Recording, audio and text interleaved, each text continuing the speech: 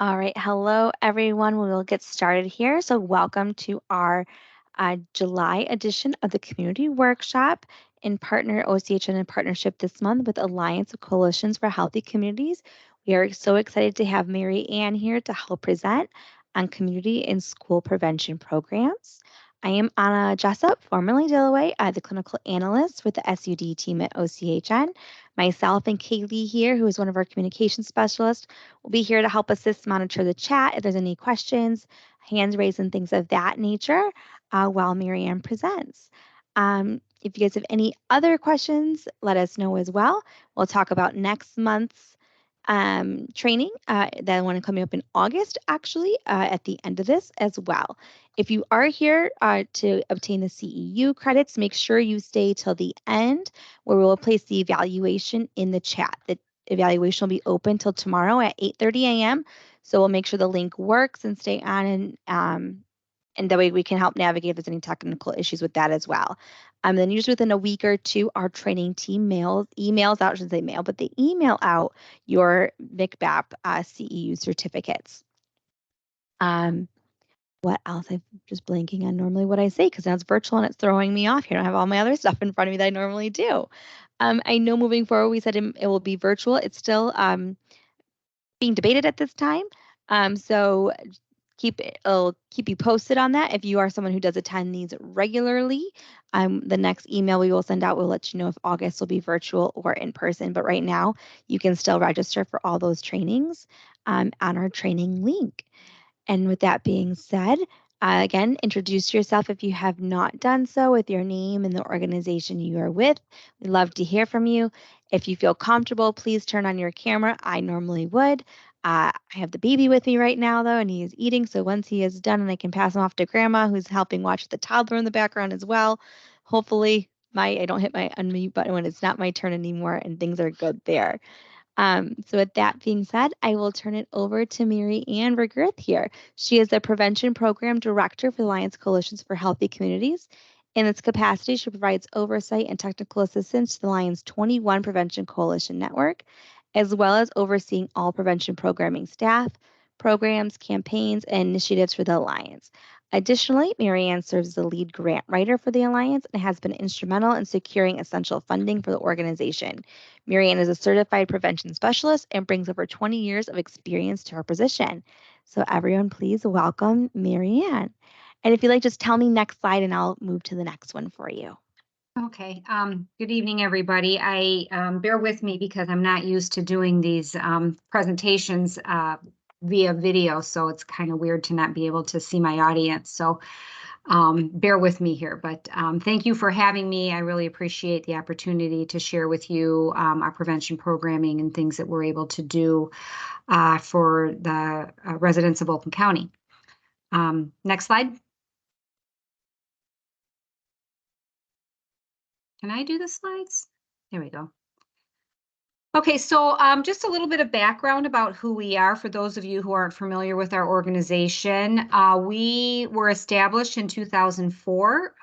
We used to be housed under the Oakland County Health Division many, many years ago when we started out, and at one point they decided that they did not want to do the oversight of the coalitions anymore, and so worked together. A large group of people came together to hash out how we can create this, the Alliance, to be the organization that would oversee all of the coalitions. And at that time, there was probably about 13 coalitions. So when we started out, it was pretty much just oversight and technical assistance for coalitions. So through the years, we've grown quite a bit to include substance use prevention, mental and physical wellness, harm reduction, and recovery support programs. By connecting, the Alliance connects, strengthens, and mobilizes strategic partners to promote healthier communities. So that's our mission. Our core values are collaboration, prevention, and results.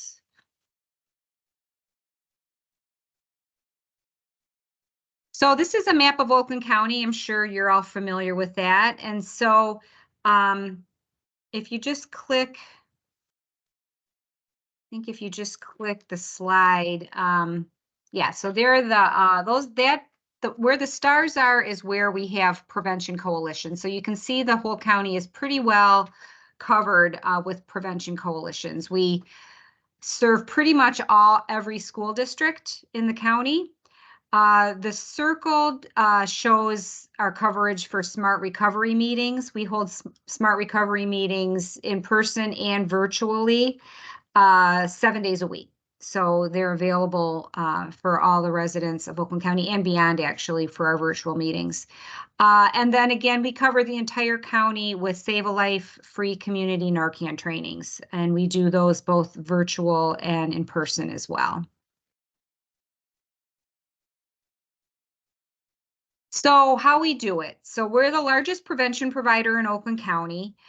We are primarily funded through Oakland Community Health Network, and with their generous support, we're able to provide funding to the 21 Prevention Coalition so that they can do a lot of the prevention work, boots on the ground in their local communities. So we provide a lot of resources, technical assistance, and the funding is really able to provide a community organizer that works to support and build the coalition within the local community so that they can be addressing what their local conditions are. We also have a partnership with Oakland Schools, and we work with them to provide the prevention component of the K-6 Michigan model. We also receive federal funding with a drug-free community support program grant, a Partnership for Success grant, and a STOP Act grant, which is focused on underage drinking prevention. We're also the DYTUR for SINAR, so we conduct all the SINAR education visits in partnership with our 21 coalitions, as well as the BIs, the compliance checks. And then we also receive state opioid response funds from MDHHS. We have a lot of community partners in prevention, and then we do a lot of fundraising, donations, and we have 100% board giving. And then we also, if you click, we have an exceptional board of directors, volunteers, and our amazing team. So just a couple highlights that we've had over the last couple years. We've been building our coalition network with 21 prevention coalitions across the county. We couldn't do the work and do the prevention work without the work that they do at the local level. We were an inaugural CADCA Blue Ribbon Coalition, so there's a lot of criteria in order to be awarded the Blue Ribbon Coalition certification, and we did that the first year that was offered. We also received a GOT Outcomes Award for long-term outcomes for underage drinking from CADCA, and those of you who aren't familiar with CADCA, that stands for Community Anti-Drug Coalitions of America. We have integrated prevention, wellness, and recovery support programs. We have great partnerships across the county. We work closely with youth throughout the county via the different coalitions have youth groups, and so we are able to offer a lot of support and resources for youth. And then we have our signature annual event is our Family Festival and 5K, which takes place the first weekend of June every year. Next slide. So this is just a highlight of our key programs, and then I'm going to go into each of them individually as we move through the presentation. So we have K through 12 prevention programs that we do both inside and outside of school. And then we have countywide collaboratives, and then we have recovery support and harm reduction programs that we offer. So the first program that I want to talk about is our Keep Them Safe, Keep Them Healthy program. And this program has evolved through the years, but currently we are offering it as sort of the umbrella title for our Prime for Life program. So Prime for Life is an evidence-based program. We're specifically trying to reach individuals in the LGBTQ plus community, and so we have a partnership with Corktown Health to accomplish that. But Prime for Life is an evidence-based program. It guides participants towards a meaningful understanding of how lifestyle-related health problems, like those associated with alcohol and drug use, develop. It is given, it has a lot of research behind it, and it helps students sort of explore. It's more student-based or student-driven. So you're guiding students in better understanding what their motives are and their motives for making healthy choices, or what motives might cause them to make less healthy choices, so that they have control over what their choices are and what they're doing.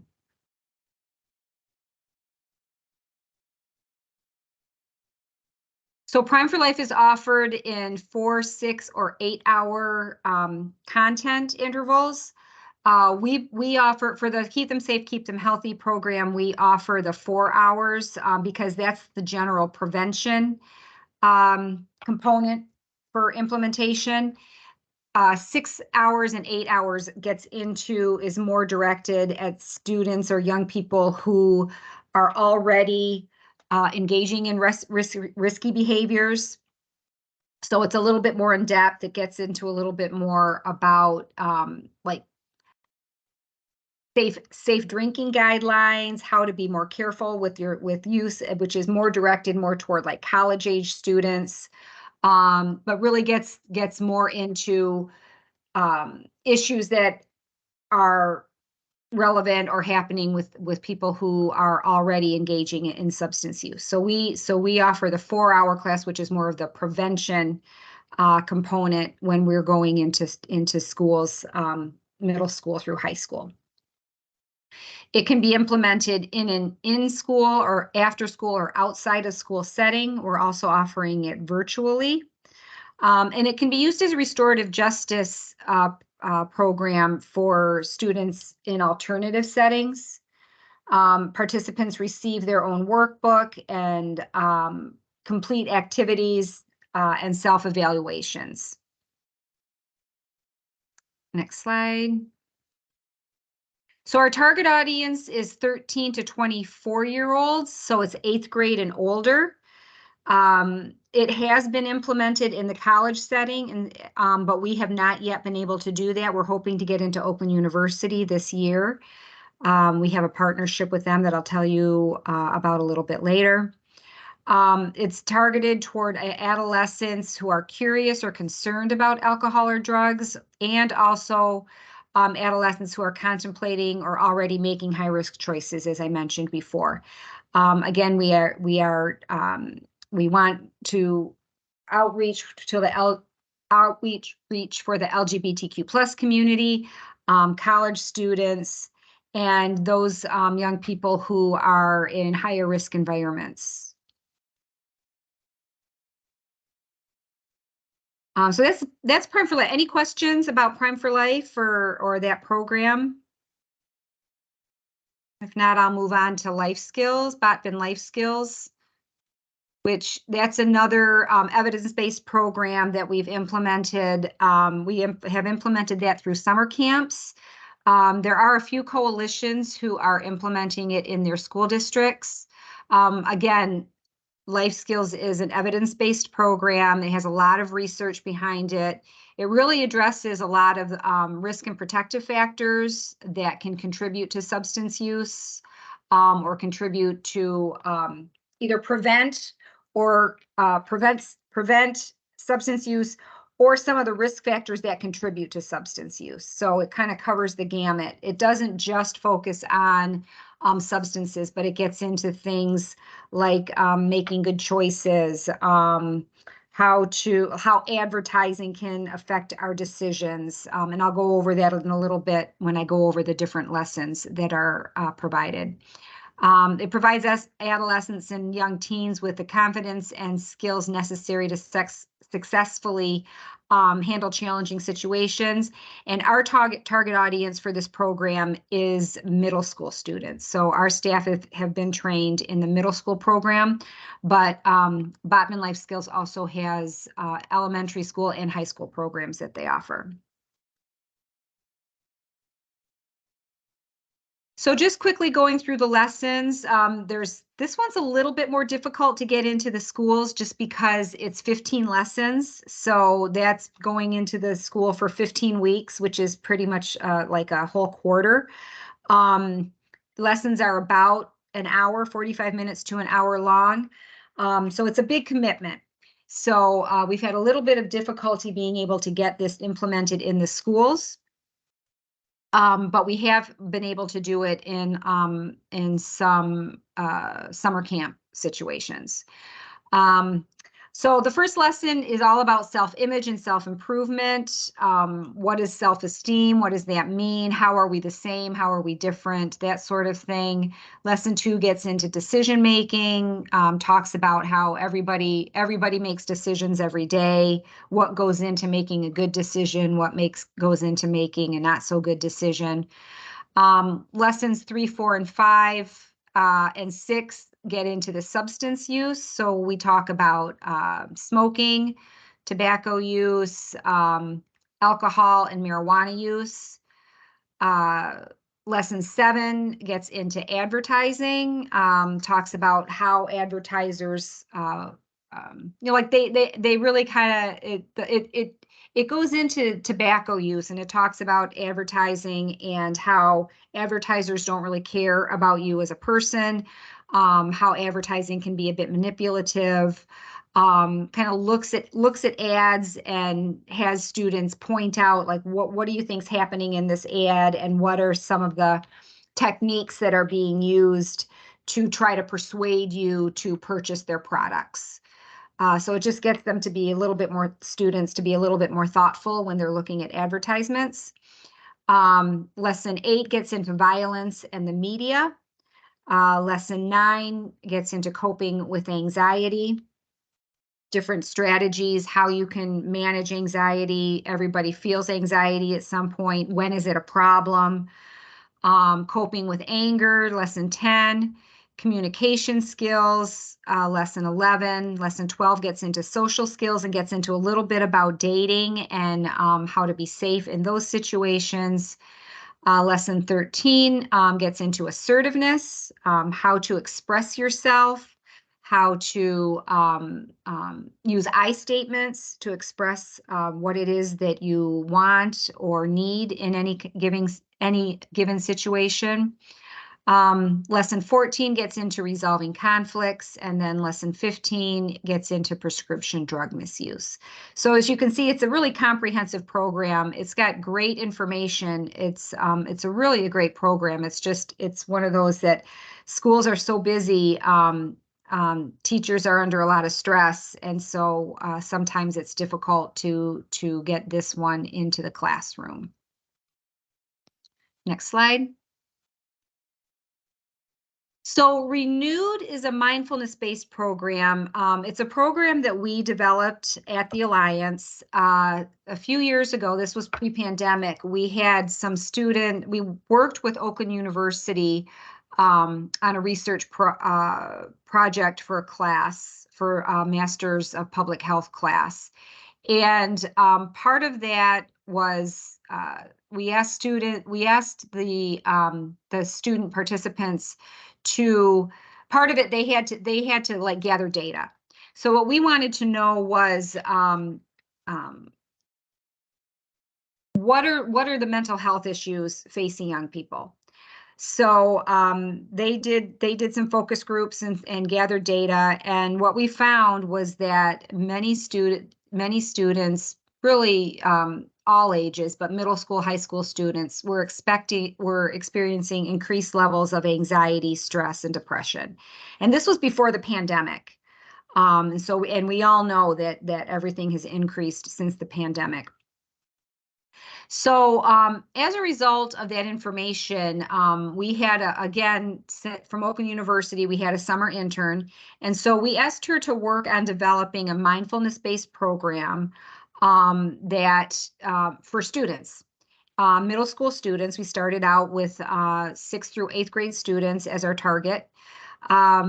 And we created this program, and it's gone through a few changes over the years, but what we've landed on here, it's a mindfulness-based program that's designed to educate students about feelings, how they can identify their feelings, and then how they can we help them learn tools for dealing with stress, anxiety, and other difficult feelings.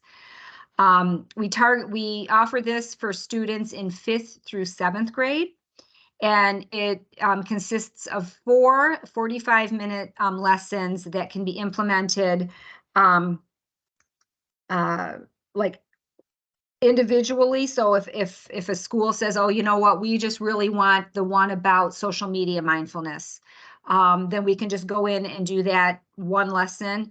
But ideally, we go in 4 weeks in a row for an hour in each class. So sometimes we might have a school that has, 5 5th grade classes. So we'll be there, our staff will be there all day in all the individual classes implementing this program.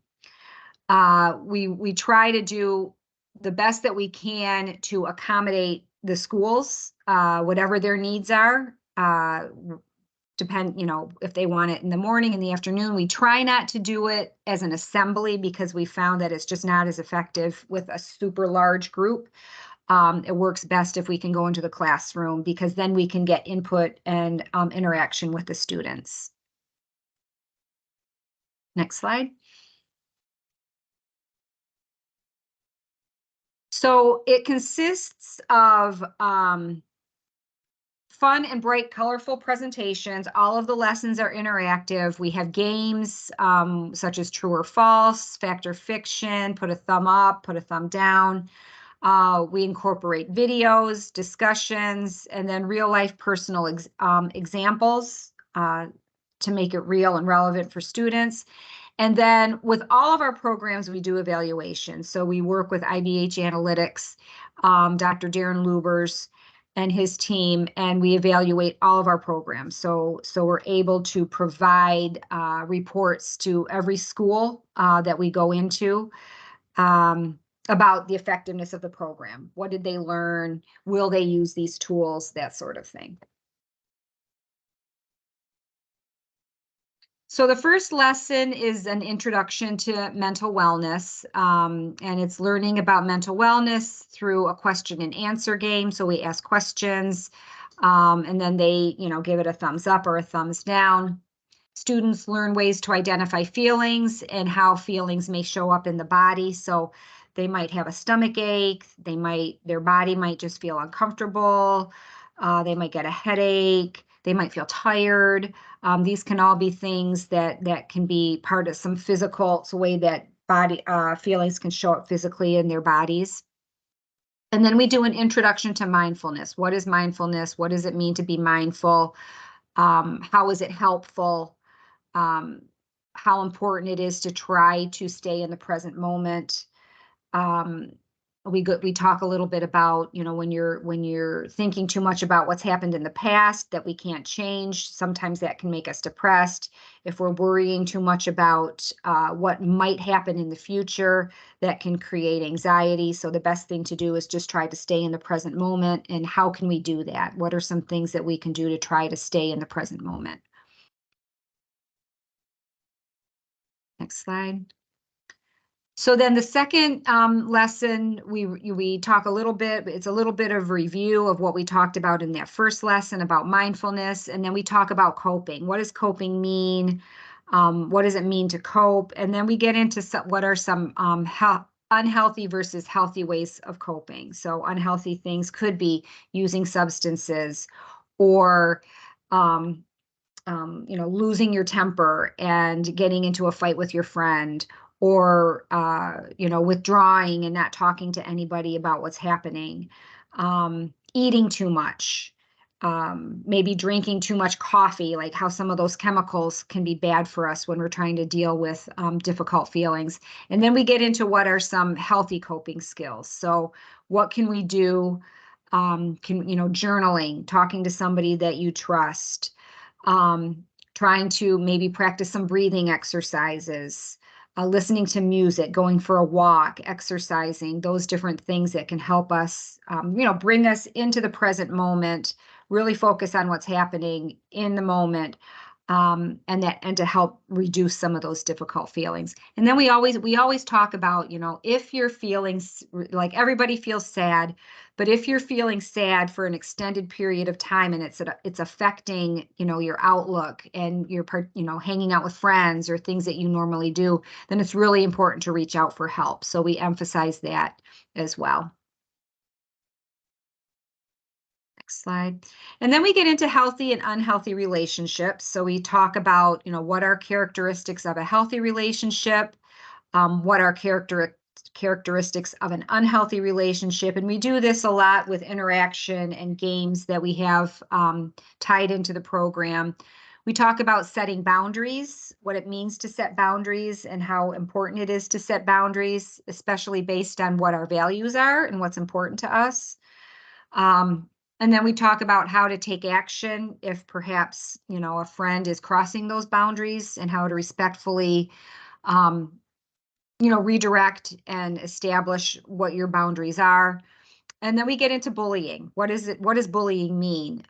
What's the difference between somebody not being a good friend and being a bully? And helping students to be able to identify that. Are you yourself being a bully? Do you know somebody who's being bullied? Just, trying to help students be more mindful and thoughtful about those sorts of things as well. And then the last lesson we call social media mindfulness, and this is where we get into the whole social media thing. What are some bad habits that we can develop on social media? What are our intentions for posting and how to be mindful when we're using social media? So thinking about what is our intention for what we're putting out there. Are we putting stuff out there just to try to get likes? Are we letting those likes drive our decisions and and is it creating us to feel like we're less than if we don't get enough likes? And then we get into cyberbullying as well. What does it look like to be cyberbullied? What does it look like if you are bullying somebody in social media?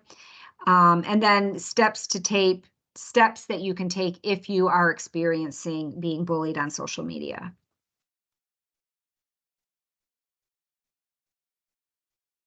So that's it for Renewed, I think. Next slide, I think gets into Renewed Junior. So does anybody have any questions at this point about Renewed?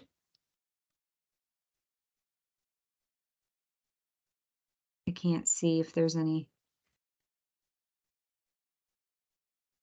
Okay, we've been There's no into many. questions in the chat and no one's raised their hands yet. Okay, great. All right, thank you. Yeah, just about Renewed. I mean, we have gone into quite a few middle schools with Renewed, and they ask us to come back year after year. I think specifically since the pandemic, schools are really concerned about the mental health issues with their students. And so this has been a program that we're really happy that we're able to offer that can help mitigate some of those problems with students, or at least offer a little bit of help and some tools for students who are struggling. So with Renewed, some schools and coalitions, because I should add that we work closely with our coalitions to implement all of these programs. So they often have partnerships and relationships with school personnel, with their school superintendents or individual schools. And so they're instrumental in helping us getting some of these programs into their schools and after school programs. So with that, we had several coalitions asking us, hey, you know what, we've had schools, they're looking for something for elementary students. They're looking for something that can be helpful to kids at a younger level to start addressing some of this anxiety that young people are feeling. So this past year, we developed Renewed Junior. So Renew Junior it's renewed light. So it's a little bit more fun. It's a little bit it's a little less intense. But again, it helps students to be able to identify some of their difficult feelings, what they look like, what they might feel like, um, and then provides tools for how they can cope with some of those feelings. We also talk about healthy and unhealthy friendships or relationships in this program, as well as communication skills. And so we utilize mindfulness. We teach students about mindfulness. So this is for second and through fourth grade students. And so we've piloted it in 3 different districts this year. We were in Greater West Bloomfield, we were in Pontiac, and I think Southfield. I think it was Southfield. Um, and it was surprising. Some of our staff who implemented the program said that a lot of these students already know what mindfulness is. So I think parents and schools are starting to utilize mindfulness as a tool more often for kids to help them settle down, just kind of be present, and settle down when they're feeling worked up or anxious. So that was kind of nice for us to hear. So this is for students in second through fourth grade. It's 3 sessions, each session about 45 minutes long. It's highly interactive. We have fun and colorful presentations. We have class discussions. We have videos. We have students participating in learning breathing exercises. We have some video clips um, from the Pixar movie. I can't remember the name of it. The one about emotions. I don't know if you guys are familiar with Inside that one. Out. It's Inside Out. amazing. Yes, perfect. It's a great, great movie. So we use some clips from, all the feelings that are, going around in the character's brain, in that movie Inside Out. Okay, next slide. And there is a question, Marianne. It says, can Renewed or Renewed Junior be facilitated in the community or only within the school environment? No, we can do it. We can do it in any environment where you've got a group of kids. We can make it work for sure. And just to give a little comment on people learning mindfulness, I can say in my son's daycare and preschool, they started teaching them yoga early on. So it's exciting to hear that they're knowing that too in other schools. Yeah, it's a great tool for kids. So the first lesson for Renew Junior is we do the whole thing about how to identify your feelings, and we use those clips from the movie Inside Out. We talk about how important it is to acknowledge your feelings, that you don't want to pretend like they're not there, that your feelings are valid, they're important, so you need to acknowledge them. We talk about healthy ways to manage your emotions. We talk about breathing, mindful eating. Um, and then we do these breathing exercises as a way to help deal with big feelings. And then we do this Color Monster book. We read this book to the students, and then there's an exercise where they get a um, little paper with the color monster on it so they can color it. So, and this book sort of it attaches a color to different feelings. So they can get a visual of, what a feeling might look like, based on the color that's assigned to it. And then they're able to, color their own color monster. And then we always leave the book behind for the classroom so that they have it available for students and teachers to use in the future.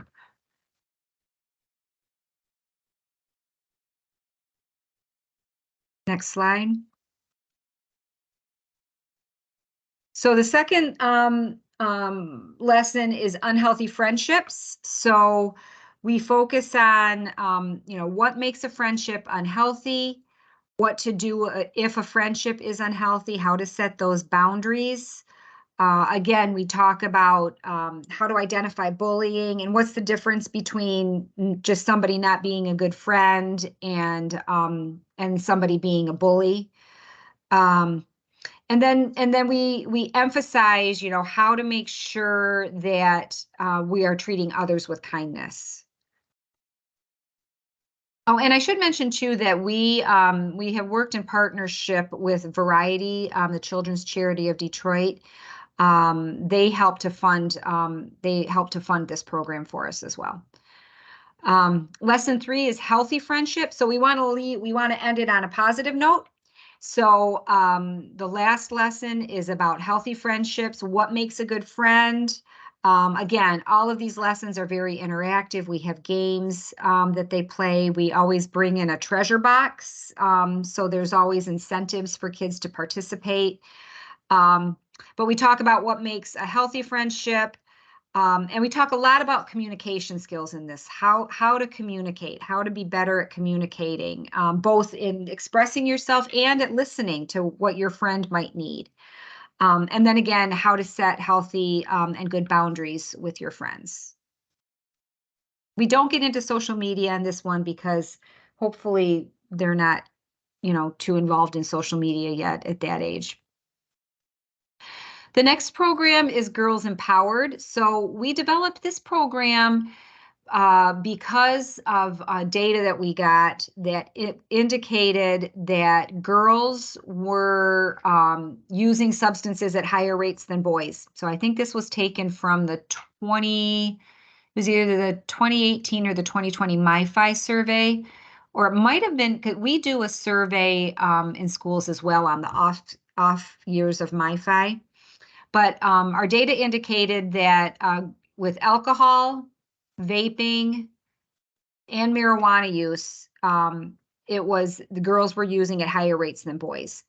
So we decided to create this program for girls called Girls Empowered. It's an after-school program. It's implemented, or I think we've done it in school as well, like maybe like during lunch hour, like if the school identifies a group of girls that they think would benefit from this program, then we can go in and do it during the school day as well. But mostly we've done it in an after-school setting because it lasts a little bit longer. It's 5 sessions, and each session is about an hour and 15 minutes long. But it's highly interactive. It encourages girls to kind of bond with each other a little bit. So next slide, please. So session 1 is the introduction. And so this is where we really try to get the girls to, form some friendships, get to know each other. We play a name game, and then we do the step in or step out.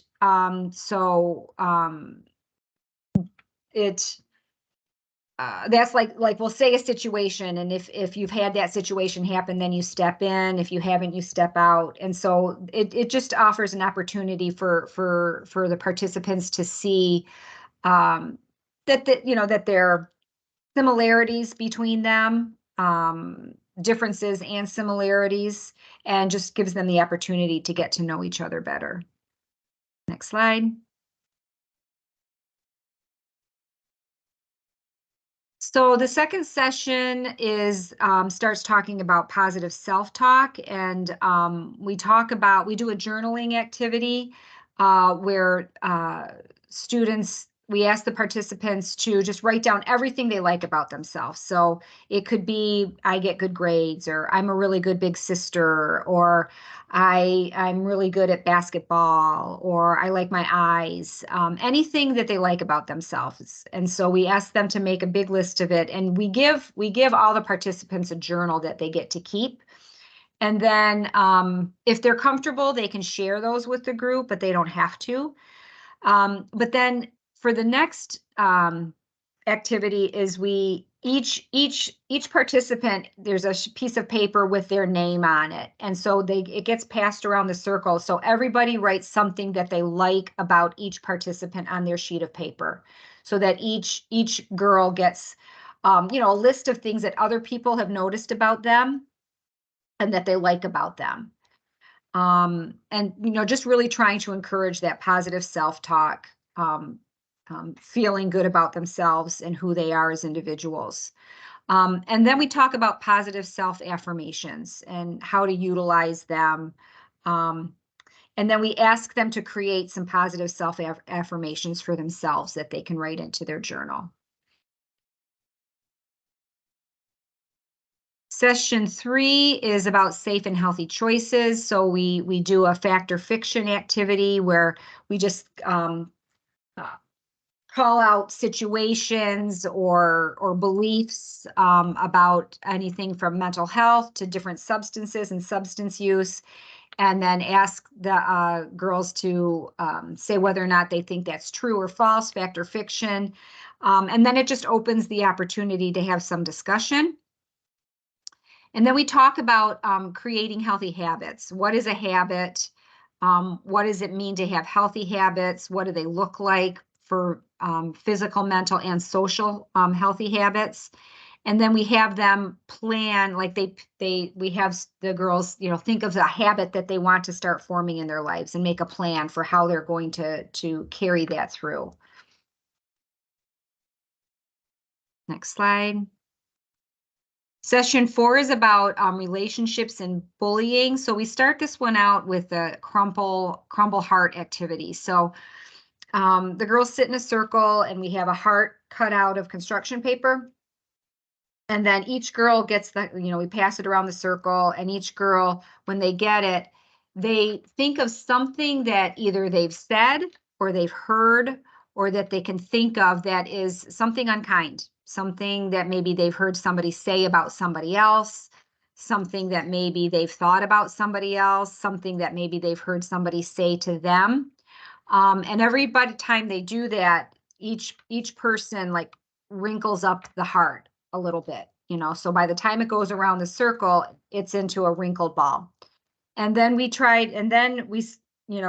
straighten it out and we try to flatten it out again, but there's always those creases there. So there's a discussion about how our words have an impact and they can hurt people, and they can linger. So just trying to giving them that little bit of a visual about that. We have a discussion about bullying. Again, the difference between bullying, somebody being not a very good friend, and bullying, and how to identify bullying, what to do about bullying. We talk about the healthy versus unhealthy relationship characteristics and setting boundaries, similar to what we do in Renewed and Renewed Junior. And then session 5 is the final session, and this is kind of a fun one where there's an emphasis on acts of kindness. So we talk about why acts of kindness are important, sort of the ripple effect that they can have with people. And then the girls come up with an idea of what do they want to do for an act of kindness. So sometimes it could be, writing a thank you note to a teacher that they really like. We've had, they go around and put notes on lockers, maybe going around and cleaning up around the school or around the school campus, just some sort of a group activity that they do for the last part of the class, as sort of a way to wrap things up. And just again, all of these programs, we do evaluation. So we always do surveys at the end. We always try to assess what's working, what's not working, so that we can tweak and make sure that the programs are relevant and having an impact. I can tell you that for all of those, that Renewed Junior, and Girls Empowered, we always get really good feedback from students and staff, as far as, the just student participation. For our Renewed Junior, the pilot program that we did, one of the schools, all of the kids wrote thank you notes to the staff who implemented it, and it was just really sweet because I think it was second graders, so it's just really cute. They just wrote these notes, and they wanted them to come back. So we're really pleased that we seem to be making an impact, and the kids like the programs. So that makes us feel like we're doing what we're supposed to be doing. So PEEPS is our youth outreach. So there have been several iterations of PEEPS. PEEPS stands for Peers Educating and Empowering Peers. We had a core group of young people who created this, the name for this group. It started out back in around 2016, 2017. But over the pandemic, we just were not successful in being able to engage students virtually. And since the pandemic, we've been having some difficulty trying to get students to engage them in another activity outside of what they've already got going on in school, school work, all the things that other groups that they are participating in their local communities. So what we've started doing for PEEPS is we're providing technical assistance to Oakland County Youth Coalitions. So several of the coalitions have youth organizations of their own. So we've been going in and just offering technical assistance, providing alternative activities, fun activities for them to do. We did a Pistons camp over this last school year. Leadership training, that sort of thing. Just trying to provide as much assistance as we can and connection with youth. We also go in and do focus groups, so that helps to inform our prevention planning as well, to make sure that we're doing things that are relevant for young people. And so now we're getting into our wellness initiatives. So our wellness programs, we do many things to promote wellness. We work in close connection with the coalitions. Once again, we provide support for health and wellness fairs. A lot of coalitions will do wellness fairs within their own local communities. So we come in and we can have a table. We have activities that we provide. We have a wellness wheel, we have a Jenga game, we have a lot of printed resources, breathing exercises, yoga, all those sorts of things that we can provide to coalitions if they're doing a health and wellness fair. We are participating in the View Fest. You may have heard of that. It's at the Detroit Zoo this Sunday, and we'll have a tent there where we'll be offering a lot of mindfulness-based things. We're going to be doing some yoga sessions that I will be teaching, actually. We're going to be doing some meditation. We have a Zen garden. We're also going to have the impaired drinking goggles there. Wellness wheel, just a lot of really fun activities. So if you're free it goes from 8 until noon on Sunday. So if you're looking for something fun to do, we'd love to see you there. We're also working in partnership with Royal Oak Farmers Market and having a community health expo on September 13th. And we have a wellness committee. A lot of coalition directors sit on the wellness committee, so they've all been working really hard to plan that. In partnership with the Royal Oak Farmers Market. We've just, we have a new program that we're going to be, offering this school year. It's a nutrition and mental health education school program. One of our prevention staff is a nutritionist. And so she developed a 3-lesson program that just gives some basic education about food and nutrition and, what our bodies need to stay fueled and how nutrition impacts our mental health, why it's so important to fuel our bodies and fuel our brains. So that's going to be a new program that we're going to be piloting this year. Again, I already mentioned all the resources that we provide along with mindfulness and breathing exercises.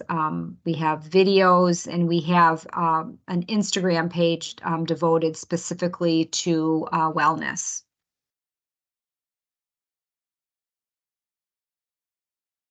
And then we recently received funding to implement the WISE program, which is Wellness Initiative for Senior Education. So we will be implementing that in the coming months. Our staff was just trained 2 weeks ago. So this program is for older adults ages 65 and up. and it aims to give seniors knowledge and strategies to live a healthy lifestyle and prevent substance misuse.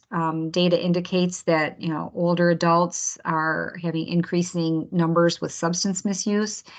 So this starts to address some of those things, especially with medication interaction, drinking, and sometimes older adults have several different medications that they need to take. So this program helps to educate about that sort of thing. So it's 6 sessions. Each session is 1 to 2 hours. And then we're also offering supplemental activities that go along with it. We also provide, we bring in snacks. And we do that for a lot of our programs, just sometimes food is a motivator. So we do often, we'll bring in snacks for students and that sort of thing. But for this, we'll bring in food, bring in snacks. We're working in partnership with senior centers, independent living centers. We've started working with Pontiac, Senior Center in Pontiac, Clawson, and Troy, or Waterford.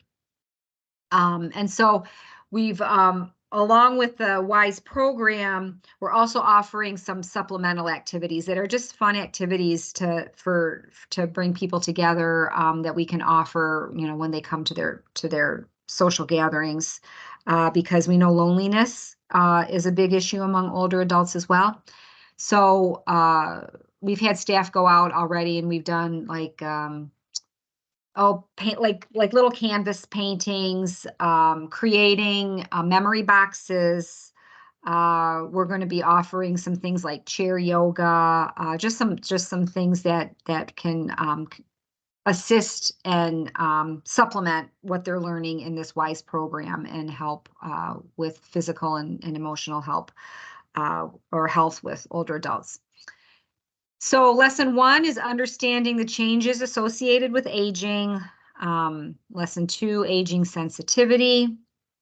Lesson 3, valuing cultural and generational diversity. And we're hoping to recruit some young people to come in and do some activities with older adults for this lesson.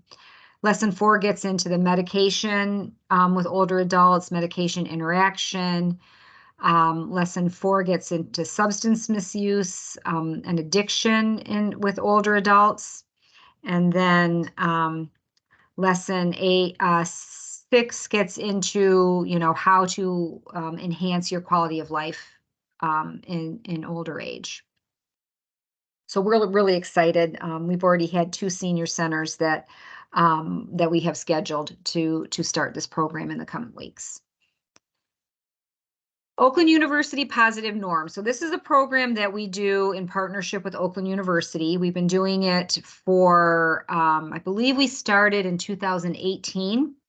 And we work with the Montana Institute and Oakland University, and it's dealing with positive community norms. So we work with the Oakland University Psychology Department primarily, and we do surveys. So we survey students in the fall and then again in the spring.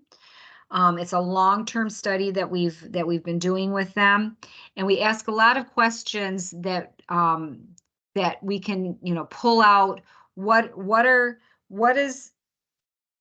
do students think is happening and what is actually happening, and how can we bridge that gap? How can we provide messages that bridge the gap between what students think and what is really happening? So, and then, using the positive norming messages to be able to address that gap.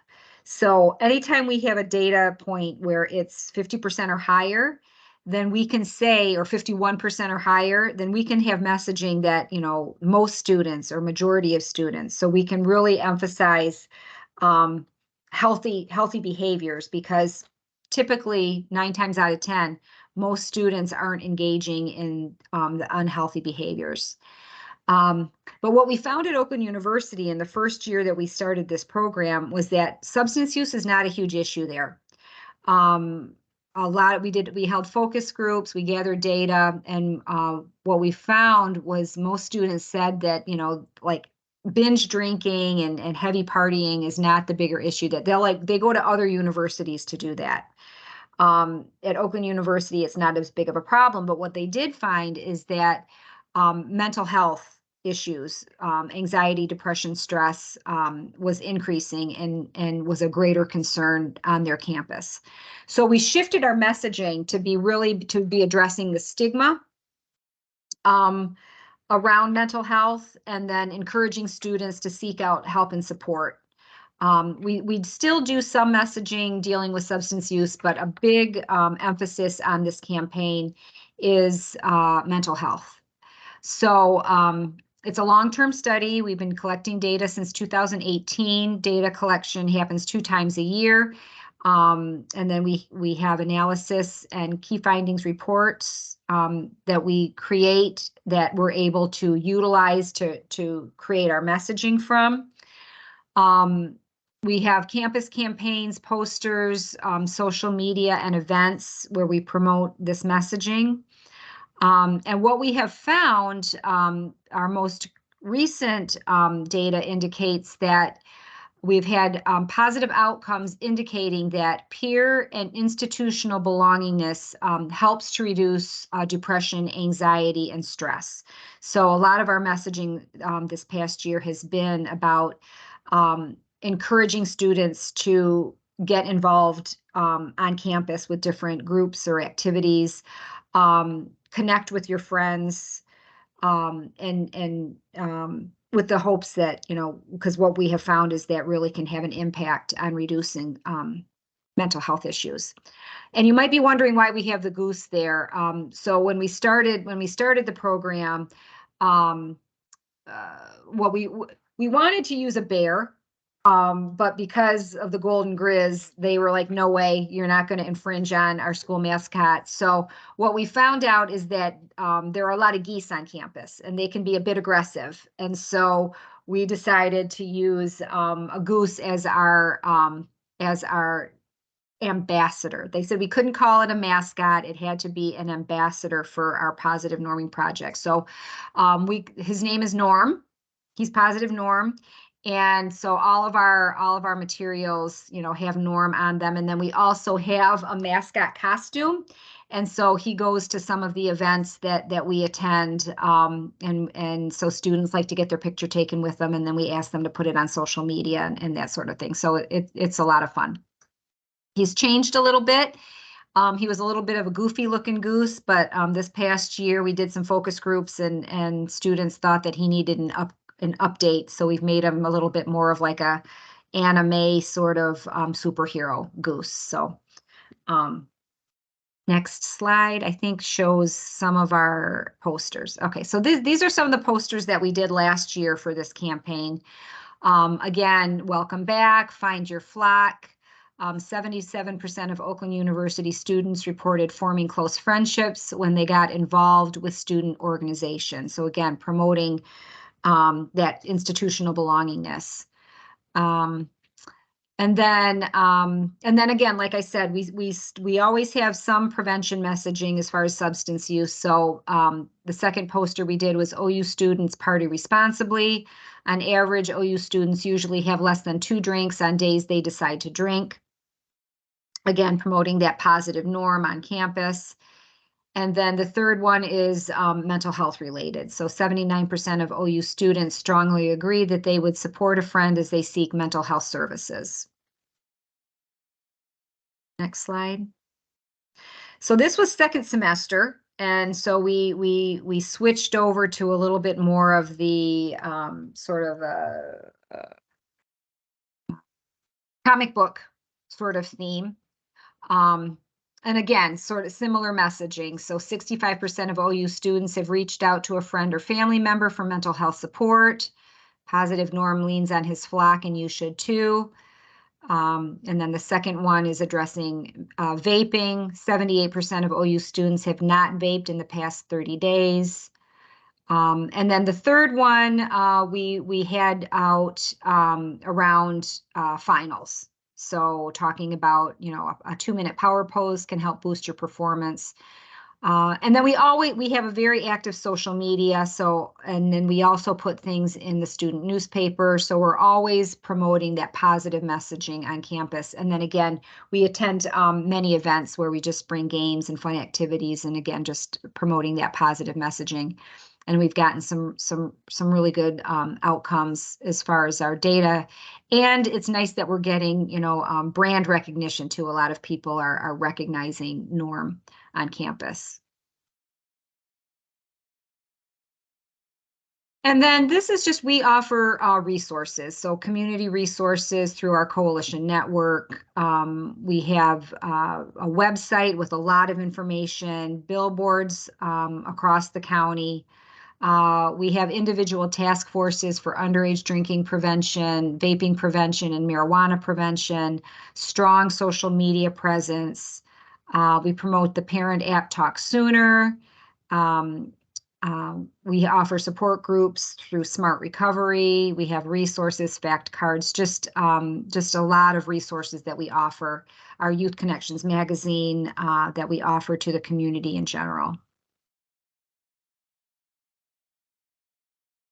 And then these final slides are just going through our harm reduction initiatives. So Steve Norris heads up the harm reduction and recovery support part of our organization. So this is not my area of expertise, but I just wanted to go over this stuff just real quickly so that you're aware. So we offer free Narcan training, both online and in person, across the county. We've been in so many communities and trained hundreds and hundreds of people. So with this Save a Life kit, that you get 2 doses of 4 mg nasal Narcan, sterile gloves, a CPR face shield, a reference card, community resource guide, sober support unit information, and then we provide fentanyl and xylazine testing strips as requested. And over the last couple months, we've rolled out Save a Life stations. You might have seen it on the news. It's been on the news and on social media. And what this does is it's just a low barrier opportunity for people to get Narcan. So people might be afraid with the stigma to like go to a training. And so it just gets easy access to get a lot of Narcan out into the community. So it has 2 to 4 milligram doses. It's 2 4 mg doses of nasal Narcan. There's connections to more resources. We have a QR code that people can utilize, and it goes to a training, like a quick 10-minute training on how to effectively administer the Narcan. It also has Deterra drug disposal, so prescription drug disposal packets in there. And so it's just it's just a great resource for the communities, especially in areas where there's higher overdose rates, so that it's just easily available for anybody in the community to be able to grab Narcan and save lives. And we're finding that people are using it. I mean, we go out weekly and resupply these, and there's definitely a need because it's being used. Next slide. And then we offer recovery support. So Smart Recovery, you may be familiar with that. So we have staff trained in facilitating smart recovery groups. We offer them both virtually and in person. And there's a group meeting 7 days a week, and they can be found on our Alliance calendar of events. And then we also offer Resolve. It's an educational recovery support for all ages, primarily older people. We have offered it to a couple schools for at-risk students, for students in an alternative setting. But it's a comprehensive life skills 6-module course. It's designed to educate individuals who may be struggling with substance use disorder. It is not a treatment program. It's an educational program, so it just provides education and resources that can help people, with their recovery walk. It's dedicated to helping people in recovery address past and present challenges, and it helps people in recovery understand the recovery process, the importance of a recovery plan, and it creates connections that can help people to be successful in their recovery walk. So we offer that online. We also offer it in person at a couple treatment centers in the county.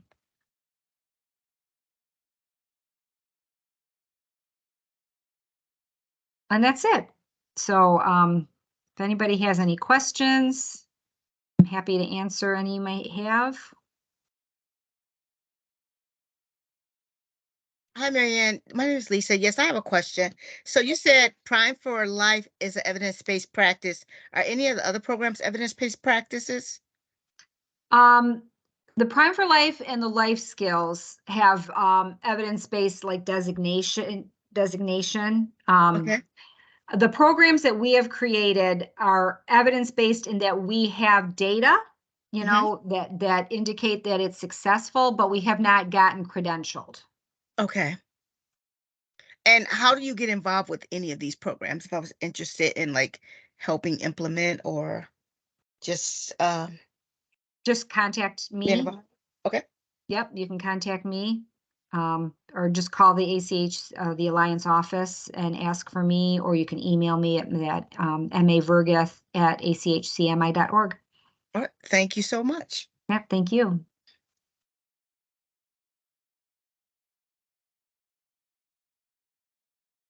Any other questions? Either you can pull yourself off mute, raise your hand, or put it in the chat and we can help answer.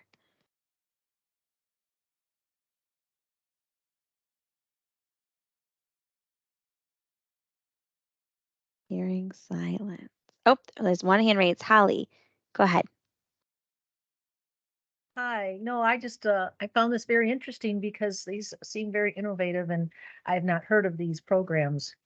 Um, so it was a learning experience for me and I just kept thinking, geez, why didn't they have these things years ago? When I was going to school, they didn't have any of this type of very meaningful, thoughtful type of education. And also, is this type of training, is this kind of a related, if we're here for, substance use certificate type of credentialing, does this fall in the category of related or specific or either? Does anyone know? I believe it would be related, but I will double check. Generally, ours can be specific because it's OCH and we are providing the training. But I will double check when Trisha sends it out. Trisha, our director of training, she's the one that has the certificates. I have to look at how she wrote it up. Okay, that would be great. Because Yeah. they're very particular about Yeah. that when you Yes, submit they all your are. documentation. They are. Mhm. Thank you. You're welcome. And then Carmen, I believe I saw another hand. Get mine off in here. Yes, I have a question. Do you train people to facilitate some of these programs like Prime for Life or either the Botvin program, or do you just facilitate them? We for Prime for Life and Botvin, we have not done a train the trainer so that we can train other people. So we have staff that have been trained to implement the program. For the programs that we've developed, we do have train the trainer opportunities.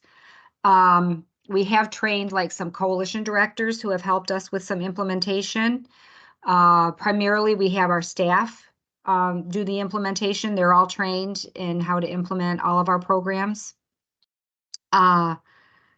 But yeah, but for the like Prime for Life, we have not done the train the trainer, so we're not able to do that at this time.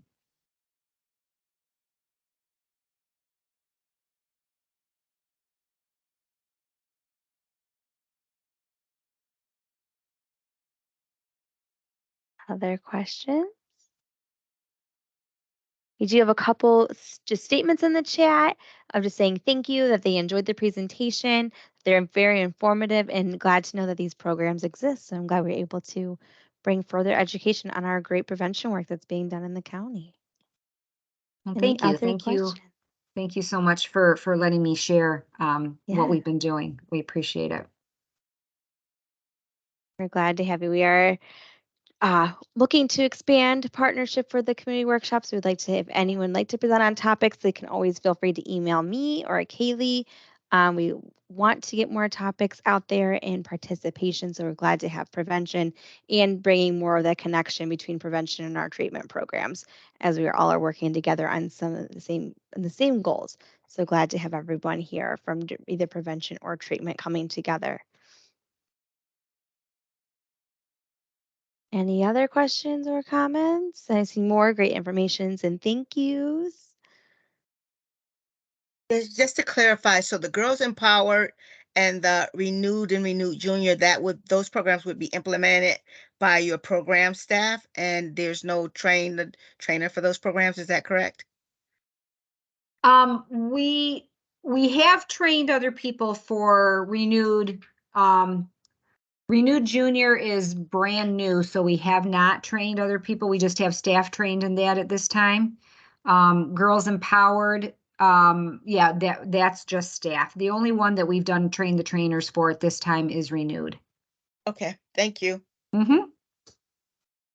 And I believe that might answer the next question. It said, can you send any dates for train the trainer sessions on BOTFIN life skills? But you're saying that one, right, is not a train the trainer. Yeah, we don't do train the trainer. I think you would have to just go to their website and they would have, when they're offering it. I know it's done virtually. Our staff was all trained virtually, so. Good to know. April, you have a question. Where could I find more information about the Alliance, the WISE, the Wellness for Senior Education?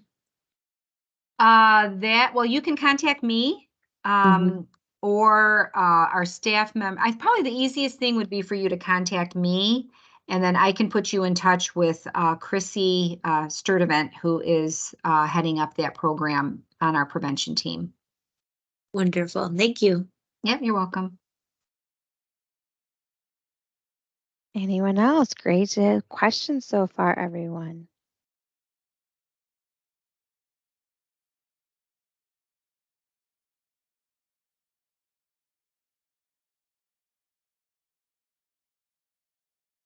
No more questions. I never want to cut people off if they're like kind of processing the information and trying to think of something, trying to put their thoughts together. So I'll let you guys try to do that and I'll discuss the evaluation. So thank you again so much, Marianne, for being here. We truly appreciate it and the flexibility and doing it virtually. I know myself it's different doing it virtually, but we do have more people attend this way. So it's a catch-22 with that.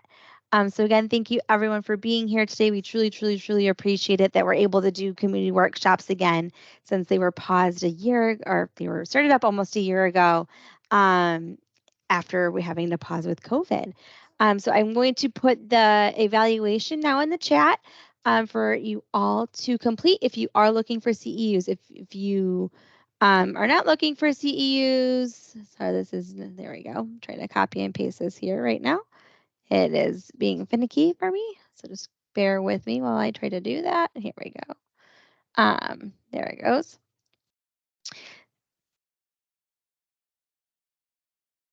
There. All right. Sorry about that. So there's the evaluation. It is open until 8 a.m. I apologize. I misspoke earlier. It's open until 8 a.m. tomorrow. So please make sure to complete it. I will stay online. I know some people like to try to do it to make sure it's completed right now, as we have until scheduled to enter this program until 8. So I can stay online until then to make sure the link is working and everyone can fill it out. If you do not complete an evaluation by 8 a.m. tomorrow, you will not be eligible for the CEUs as part of the MCBAP and state requirement that evaluation is completed to be able to receive the CEU certification. And then from there, they do ask for your email, and our training team will send an email out once that is completed. Just further information about our community workshops next month, August, what day is it? 9th. Sorry, it's always a second Wednesday of the month. August 9th at 6:30 is our next workshop. It is on substance use disorders in veterans and military population. Our veteran navigator, Shaka McDonald, is going to be the one who will be presenting on that. You can register again at our OCHN training link if you'd like to attend that. Right now, I know it's virtual. I'm not sure about it being in person, and I can keep everyone posted and updated as I do learn more at this time. Are there any other questions? Okay. Well, thank you so much, everyone. Once you do complete the evaluation, you can feel free to leave. I will, once I start seeing the numbers dwindle down, I will stay on for about 5 more minutes, 7:55. Kaylee did put in the chat where to sign up for our future trainings. It's also in October, as our after August is last one, and after that is in October. And we do have Steve Norris coming back from the Alliance here to discuss the harm reduction programs further and Narcan training as well. So we look forward to those 2 trainings coming up. And we will be working on a calendar here for fiscal year 24 soon. In the fall, we will release that. So if you do have topics that you would like to present on, that's about a little over an hour to make it that hour and a half training, please feel free to let me know. We'd love to work with you to be able to bring this information to all of our providers, community members, prevention, and so forth. And sorry about my little buddy here. It's making a little bit of noises. I'm sure you guys can hear it. So thank you all again. Has anyone tried the link for the evaluation? Is that working for everyone so far? It's getting thumbs up. Perfect. Just wanted to make sure before I leave. If it's not working for you, please feel free to email me. And if not, you guys have a wonderful and safe night. Glad the rain was not so bad as it was yesterday. I personally was driving in the tornado mess out here, and I live in Macomb County, and it was a hot mess out here. Trees and wires down everywhere. So I'm glad today it is a little bit safer. And we look forward to seeing you all at the next one. Thank you so much. You guys have a great Wednesday evening. Thank you again, Marianne. Bye, everyone. Thank you. Bye.